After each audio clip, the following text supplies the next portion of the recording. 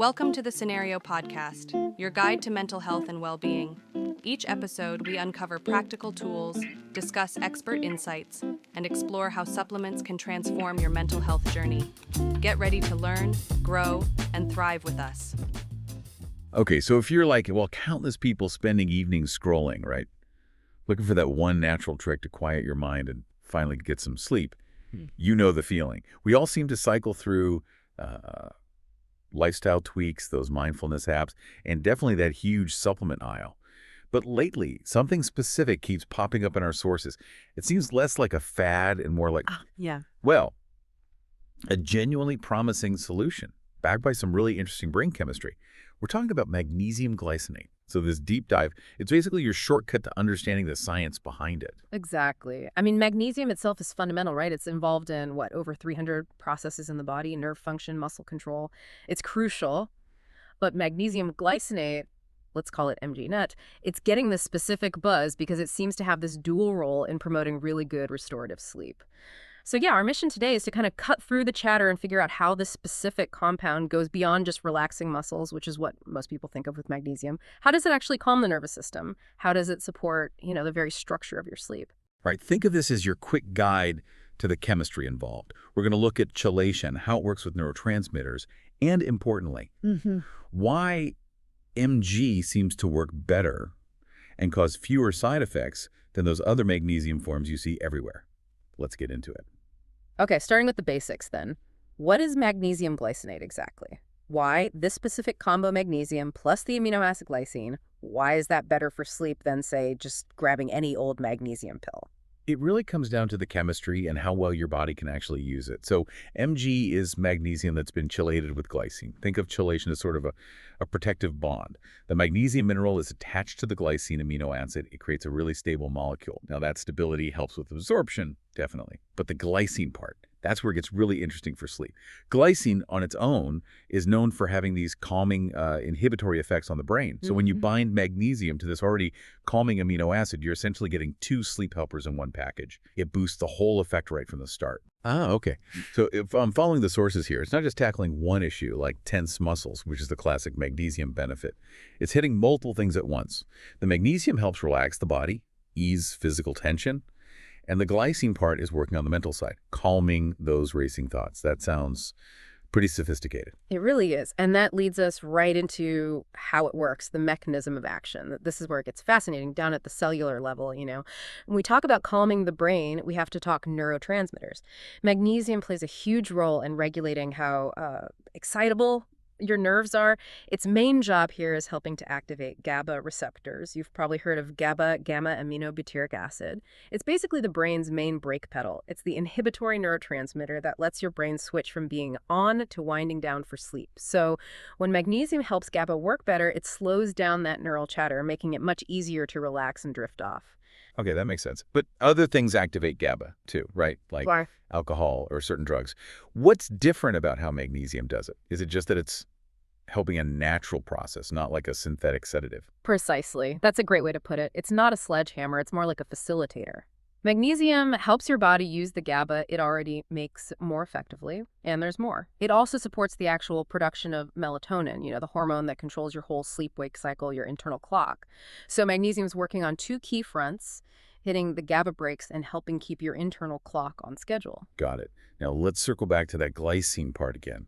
The sources suggest glycine is doing something else too, something distinct, working on different receptors, the NMDA receptors.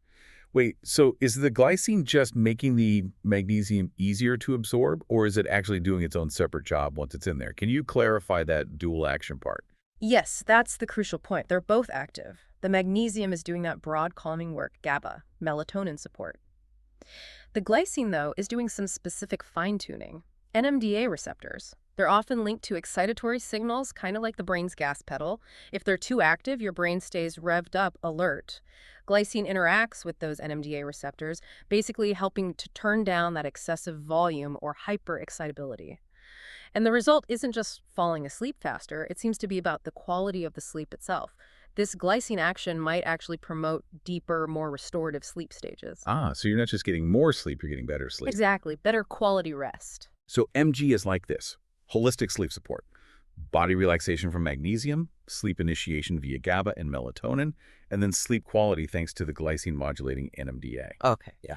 That really clarifies why the compound matters, not just the mineral. Now, when you go look for supplements, it's overwhelming, right? Magnesium citrate, oxide, taurate, threonate, so many forms.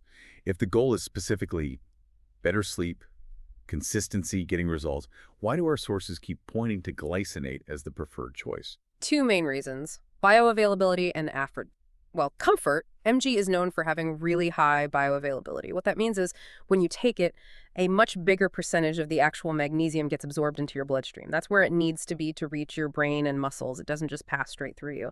Compare that to something like magnesium oxide. Oxide might have a lot of magnesium in the capsule technically, but the amount your body can actually absorb and use, it's often really low, maybe only like 4%. So you could be taking a big dose but not getting much benefit.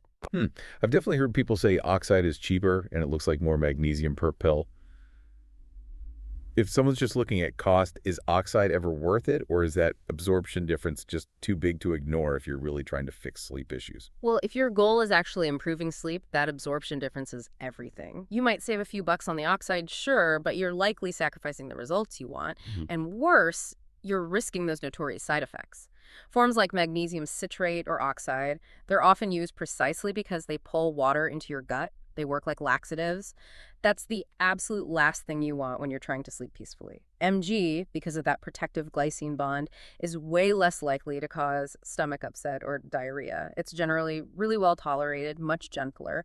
That makes it something you can actually stick with long term. And that's the practical takeaway, isn't it? If you want something that works consistently night after night without trading insomnia for digestive drama, MG seems like the safer, gentler bet. It's about consistent calm versus, well, a gamble. Okay, let's shift gears slightly. What about the hard evidence? The chemistry sounds solid, and lots of people report good results anecdotally. But what does the actual scientific research show? Does magnesium really improve sleep efficiency or help with chronic insomnia? Yeah, the science generally backs up the chemistry. Studies do suggest that getting your magnesium levels optimized can lead to measurable improvements in sleep quality and duration. It's not just subjective feelings. There's one study that gets mentioned a lot, published in the Journal of Research in Medical Sciences. They looked specifically at older adults with chronic insomnia. It's a group that often has significant sleep problems. And they found that magnesium supplementation led to significant improvements, not just in how long people thought they slept, but also in objective measures like sleep efficiency, how much time in bed was actual sleep. That is compelling because sleep problems often get worse with age, right? So seeing clear improvements in a tougher group like the elderly suggests the effect is real. Okay, let's talk practical stuff. Dosage, safety. If someone listening is thinking about trying this, what guidelines do they need to keep in mind? Right, super important. Magnesium is essential, yes, but more isn't automatically better. Too much can cause problems. The general upper limit for magnesium intake for adults, that's from all sources, diet plus supplements, is usually set around 350 milligrams per day. That's the guideline to avoid potential issues like diarrhea or, in rare cases, more serious toxicity. But, and this is really key, individual needs can vary a lot. How much you need depends on your current magnesium levels, what your diet's like, other health conditions, especially kidney health. So, the best advice: always talk to your doctor or a healthcare provider before starting any new supplement routine. They can help you figure out the right starting dose for you. It's usually best to start low, maybe 100, 200 milligrams, and see how you do. That's solid advice. And what about timing? When can people expect to see results? If someone starts taking, say, 200 milligrams of MG tonight, will they sleep like a baby tomorrow? Or does it take time? It definitely takes some consistency, usually. Experiences vary, Some people report noticing subtle improvements, maybe falling asleep a bit easier, waking up less within just a few days. For others, it might take more like 2, 3, even 4 weeks to really feel significant, consistent benefits. It can take time to replenish your body's magnesium stores if they were low. So managing expectations is key. Things like underlying health issues, how consistently you take it, even the placebo effect, they all play a role in how quickly you notice changes. Think of it more like a long-term strategy for optimizing your body's natural sleep chemistry, not an instant fix. Okay, so let's wrap this up. To quickly recap our deep dive, magnesium glycinate looks like a pretty sophisticated natural approach because it tackles both the physical and the mental sides of poor sleep. Exactly. You get muscle relaxation from the magnesium itself, Then you get the nervous system calming down thanks to support for GABA and melatonin. And crucially, that glycine component seems to enhance sleep quality, while also making the whole thing much easier for your body to absorb and tolerate compared to other forms. Better results, fewer side effects. So for you listening, if you want the quick takeaway, the key isn't just magnesium. It's that specific pairing the chelation with glycine. That's what seems to drive both the better efficacy and the gentler experience, making it a solid choice for ongoing sleep support.